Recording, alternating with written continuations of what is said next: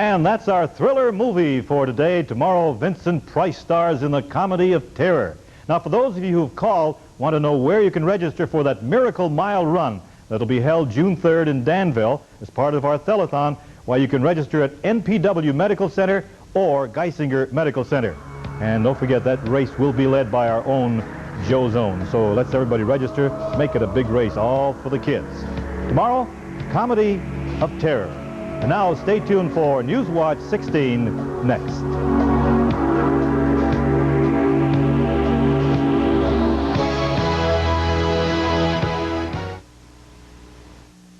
Good evening, I'm Nolan Johannes. And I'm Karen Harch. Tonight in the news, the mobile intensive care unit is finally going mobile. I'm Kathi Belich in Scranton. I'll have that story. Has Hazleton's water supply been contaminated by toxic waste here at the Hazleton landfill? I'm Bob Reynolds with part 3 of Hazleton's hidden hazards. This is what you really call on-the-job experience. College students doing a project to benefit the community. I'm Craig Stevens. I'll tell you what's going on here. The private campground. I'm Jacqueline Carr, and I'll have more from the Poconos. those stories, plus Tom tells us if the summer weather will last. And Joe Zone has another class of the past. Newswatch 16 is next. You can help make a miracle happen June the 2nd and 3rd. In your car, listen to Newswatch 16 on WKRZ AM 1340. Proud to serve northeastern and central Pennsylvania. This is WNEP 16, the news station. Now, Nolan Johannes, Karen Harch, pilot Jack Rulin in Skycam 16, Chief Meteorologist Tom Clark, and Joe Zone on sports. This is Newswatch 16. Good evening. The haggling has come to an end. After months of disagreements, Lackawanna County has finally decided on the home for its new mobile intensive care unit. But as Newswatch 16's Kathi Belich reports, that new home may not be a permanent one. This mobile intensive care unit has been literally parked in the city of Scranton since last October when it was donated to the city. The problem was the county just couldn't decide what to do with it. In an announcement made quietly today at the county commissioners meeting, Newswatch 16 found out the county has decided what to do with it starting July 1st. A workable agreement, which I will add still has to have some flaws ironed out, but which I believe will set the course, set the stage, the time schedule for the placement of a Mercy M.I.C.U. Online with the Lackawanna County communication system. This new unit was donated to the city by a woman who wants to remain anonymous. The city turned it over to the county so that more people would benefit from it. The trouble was another mobile intensive care unit, or M.I.C.U., has been running out of Scranton's CMC. There was a controversy over where the new one would be based so that it would reach emergencies in other parts of the county as quickly as possible.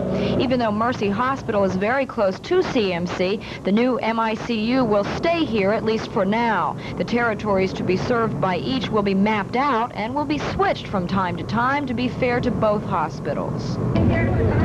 This M.I.C.U. will probably always be run by Mercy Hospital, but it may not always be run from this hospital. Built into the commissioner's decision is the possibility that by the beginning of next year, they'll decide there's a better place in the county for this M.I.C.U. to do what it's intended to do, to save lives. Kathi Belich, Newswatch 16, Scranton. Should public drinking water in Hazleton be tested more thoroughly for toxic chemicals? Some experts say yes. Newswatch 16's Bob Reynolds tells us why in part 3 of his series, Hazleton's Hidden Hazards. As many as 5,000 drums of toxic waste may have been illegally buried in the Hazleton landfill back in 1974. In 1978, drums from the Schuylkill County toxic waste dump were trucked and dumped in the Hazleton landfill. Thousands of people drink water which is pumped out of the ground in the Hazleton area of the landfill. Is it safe to drink? I'm concerned for myself and the people of this community, as we all are, that it just may find its way into our water supply. There were no pathways for any of that material to get off-site. It was more or less contained on-site. But the truth is, no one can be really sure if the drinking water's been tainted. Here's why. A top EPA official, John Capicazza, says the only way to tell is to run what's called an organic scan. That has never been done. Although the water supply is routinely checked for some chemicals, those routine tests won't detect everything. This 1979 consultant's report to the Hazleton Water Authority warned that illegal chemical dumping in the area could affect the city's future water supply. A top official of that company says now the water in Hazleton should be tested more extensively.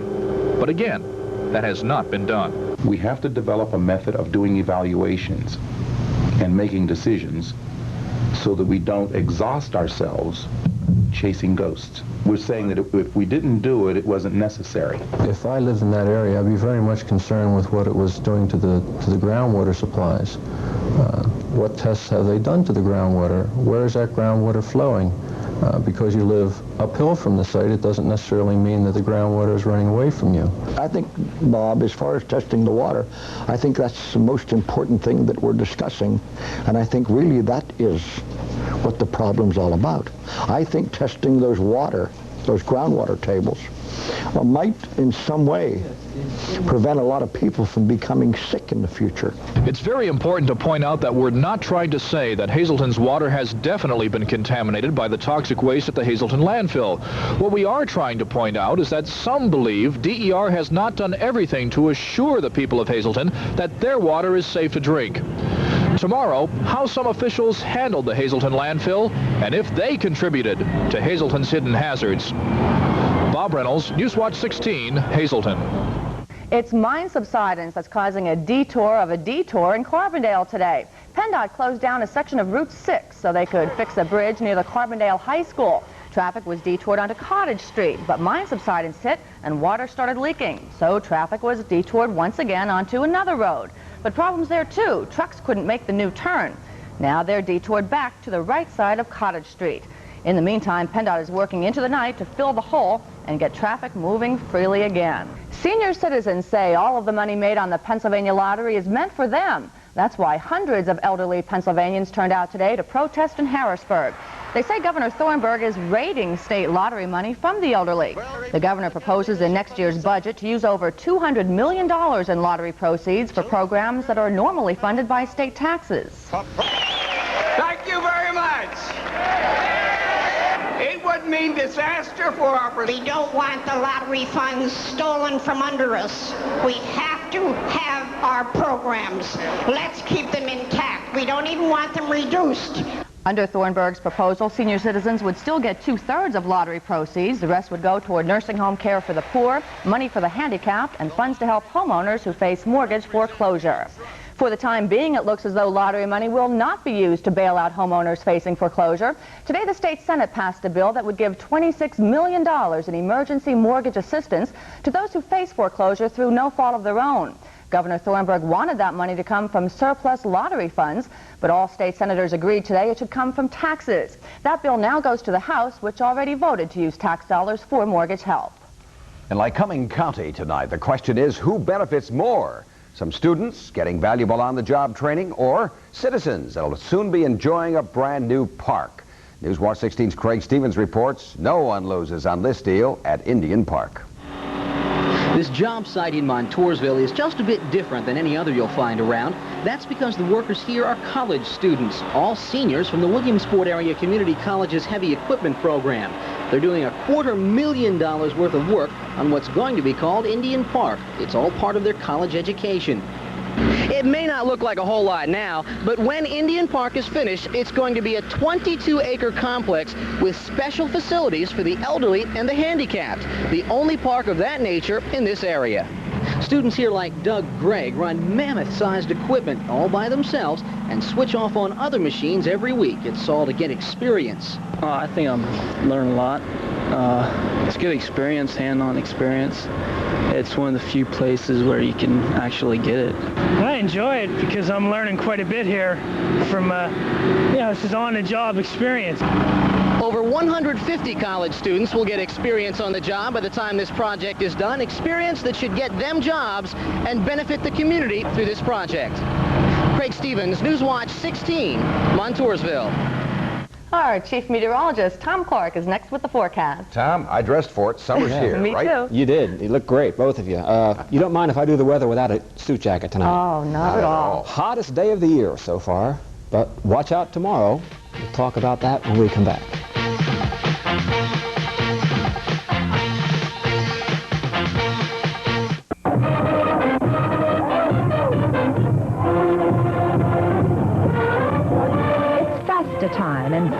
celebrations in the air. Hi, I'm Carol Cocadrilli, inviting everyone to Jessup's Race of the Saints weekend, beginning Friday, May 25th. We'll have Italian foods, rides for children, fireworks, dance bands, a parade, and the exciting Race of the Saints on Saturday. See you in Jessup on the 25th of May. This was a day to be out of doors. Oh, it was beautiful. Beautiful. So there he is, out of doors. Tom. With his fan. Mr. Humidity is back. I want to tell you, summertime feeling outside today. One of my all-time faithful weather observers called from Wyoming this evening, and he told me that his thermometer hit 90 this afternoon in the valley, and it was almost a record breaker, but not quite. Let me show you how warm it is outside now. We have some clouds overhead, even a few thunderstorms around the viewing area. We'll look at them in just a minute. 84 now. The humidity is 46%. You can feel it. The wind southwest at 12. Barometer falling. Air quality today moderate or fair, with a reading of 67 in Wilkes-Barre and 53 in Scranton. The humidity, some pollutants building in the air today. The high temperature, 86. How about it? That happened at about 2 o'clock this afternoon, as predicted by meteorologist Noreen Clark at noon today. The record high still stands, 93. That's set way back in 1911. The low this morning, a muggy, mild 60 degrees. And Newswatch 16 photographer Bernie Jellig found himself on the 18th green at the Schuylkill Country Club in Schuylkill Haven, Schuylkill County. A nice day to play golf today. Now the Newswatch 16 color satellite picture. First of all, look here. Some bright clouds. Those are some thunderstorms which formed this afternoon over central Pennsylvania. They are now between about Williamsport and Towanda. It's now 71 in Williamsport. They had a thunderstorm in the past hour. 3/10 of an inch fell. Those thunderstorms will mostly affect the northern counties of our viewing area over the next couple of hours. But look at this here. Here's a line of heavy thunderstorms and downpours and strong winds. That line will be crossing over Pennsylvania between about 1 and 3 p.m. tomorrow afternoon, and with it we could see a heavy thunderstorm here. Everywhere we'll get rain tomorrow as that front pushes on through, but the jet stream winds will stay north of us, and so I think it's going to warm up rather quickly once again later on in the week. No cold air in sight. And we do have some dry weather in sight as well after a spell of rain here tomorrow. Now here's the forecast for tonight. Not too cool. Look at these low temperatures tonight. The thunderstorms, mostly in the northern counties, they're drifting up towards the northeast. Temperatures like so in Wyalusing, Dunmore, Mount Pocono, Colpmont, Hughesville, holding in the 60s tonight. Now for tomorrow, it may get rough. A cold front pushing through in the early afternoon. Some downpours are possible, some strong gusty thunderstorms, and temperatures getting up into the 70s before that line comes through. Montrose, Pittston, Kelairs, Schuylkill County, 77 tomorrow. Lewisburg, Williamsport, like so. The wind will shift into the northwest by 5 o'clock tomorrow afternoon behind that front. The health watch for tomorrow reflecting the unstable conditions in the atmosphere. Studies have shown that people have below normal effects in concentration when we have strong fronts moving through, so there's your health watch there. Sunrise and sunset. Now, a mild night tonight, 66. Maybe a shower, a thunder shower this evening, but mostly a dry night. A thunderstorm possible tomorrow, 78. Look at Thursday, beautiful, 72. 77 on Friday, warming up late in the week. A front pushing through late Saturday, and if it keeps moving, Sunday and Monday, Memorial Day, will be quite nice. But you can leave the windows open tonight. Yeah, I think that's for sure. Good advice. Okay, thanks, Tom. And Joe Zone is next on Newswatch 16 with the sports. Tonight, he'll have the second part of the series, The Class of the Past. Stay with us.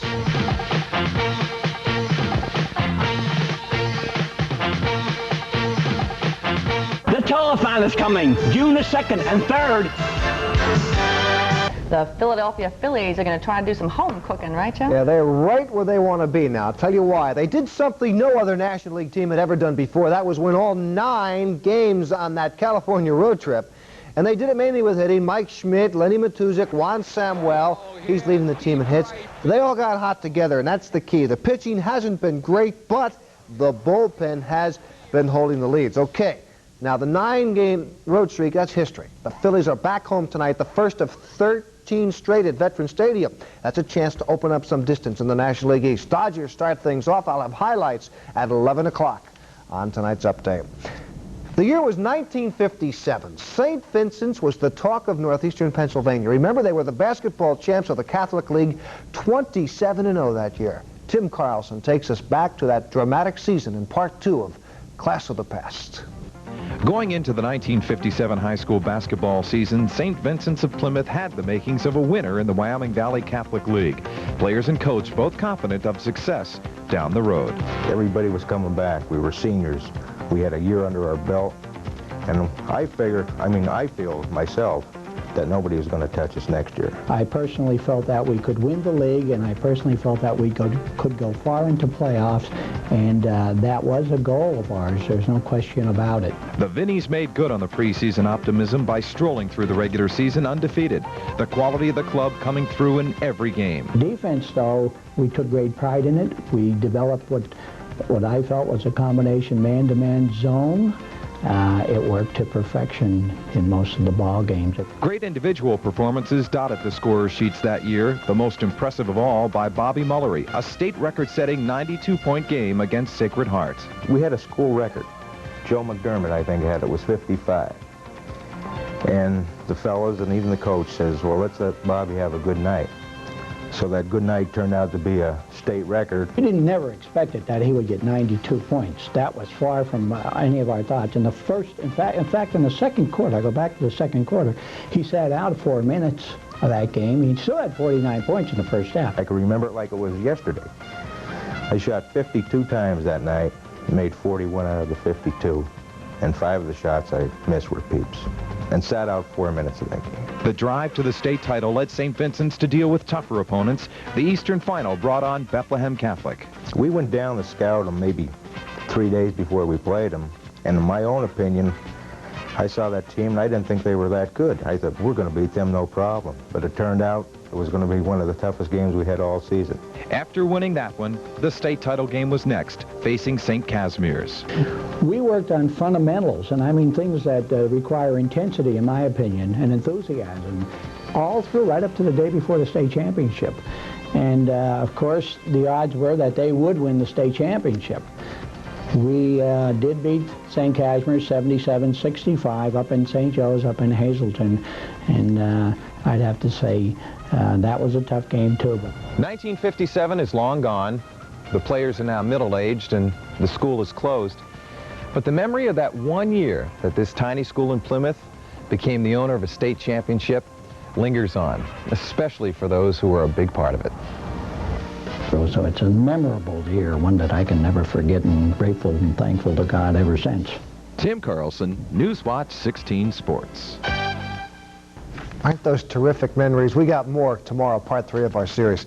A couple of weeks ago, I issued my sports challenge to anyone who would like to challenge me in your particular sport. Let me tell you what's come in so far. I got a couple of them here. Joe Zone, I run the 800 meters and 400 meters for the Tamaqua track team. I'd like to challenge you in one of those 2 events. So we got a track challenge. I'd like to challenge you to go up against any member of the Sunset Roller Skating Speed Team, whether it be female of the team or any male of the team, roller skating. Let me file that one away. And finally, I'd like to challenge you to a mini decathlon consisting of golf, bowling, and pocket billiards. I am 70 years of age, which means that you will definitely have the advantage in youth, strength, stamina, and don't count on it, coordination. Okay, if you'd like to challenge me to your favorite sport, drop me a line here at the station. Sports Challenge, WNEP TV 16, Wilkes-Barre, Scranton International Airport, Avoca, PA 18641. We're going to start those next month. Howard Schnellenberger, you know him, the head coach of the college football champion Miami Hurricanes. Boy, what a decision he's got to make. Stay on at Miami for $75,000 a year or take the 5-year, $3 million deal the USFL's Washington Federals are offering. He's still thinking about it. Somebody call him. Tell him what to do. That's all of it. Give tonight your best shot.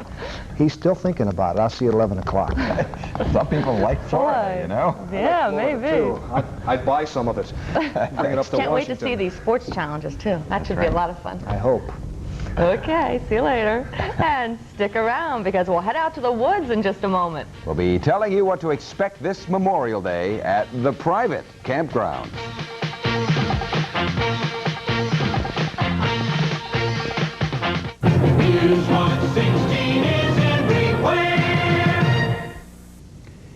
Last night on Newswatch 16, we told you about the camping outlook for the public parks this Memorial Day weekend. Basically, the reserved spots are filled, and you better get there early for the first-come, first-served sites. Tonight, Newswatch 16's Jacqueline Carr tells us about the private parks in the Poconos. If you want to camp out with some modern conveniences like electricity and phones, private campgrounds are the spot. Danny Weiss has been running the Scott Run campground for 20 years, and every Memorial Day it's the same. All 200 reserved spots are already booked. We're booked usually for all the holidays solid a month in advance. Well, we have all sanitary facilities. We have a store and a rec hall. We have our own playground, swimming pool, and a lake. Private campgrounds like state parks all have a different appearance, but unfortunately when you're talking about booking for the Memorial Day weekend, the story's just about the same. Here at Pocono Vacation Park in Stroud Township, there are over 200 camping spots, and only a few are unreserved for Memorial Day. That's our report for now. Next on Nightline, the threat of nuclear annihilation. And for the first news of the day, join Newswatch 16 this morning at 6:30. For the entire Newswatch 16 update team, thank you for joining us tonight. Good night.